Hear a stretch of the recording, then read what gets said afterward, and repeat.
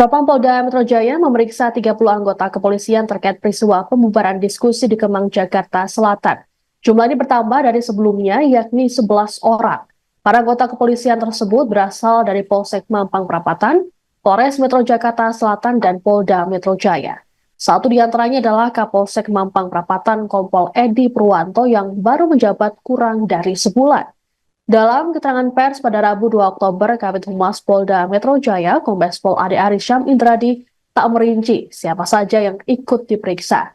Ade juga belum dapat mengonfirmasi terkait kabar Kapolres Metro Jakarta Selatan, Kombes Pol Ade Rahmat Inal yang ikut diperiksa. Selain personel kepolisian, Propam Polda Metro Jaya juga turut meminta keterangan dari 6 warga sipil. Mereka berasal dari pelaku, pihak manajemen hotel, dan security. Diberitakan sebelumnya, sebuah forum diskusi yang digelar di sebuah hotel di Kemang, Mampang, Jakarta Selatan, dibubarkan oleh orang tak dikenal pada Sabtu 29 September. Diskusi ini digelar oleh Forum Tanah Air atau FTA dan dihadiri oleh sejumlah tokoh yang dikenal karena mengkritik pemerintahan Presiden Joko Widodo, seperti Refli Harun, Said Didu, Majen Purnawirawan Sunarko, hingga sejumlah aktivis.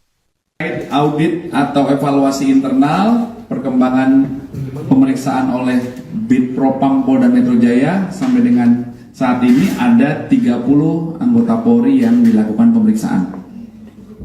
Ya, sebelumnya kami sampaikan ada 11 ya, ini update menjadi 30.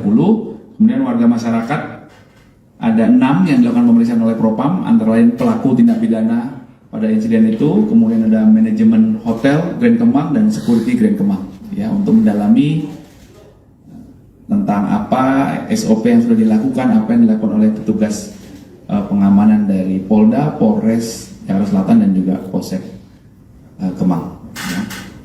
Download Tribun X sekarang, menghadirkan lokal menjadi Indonesia.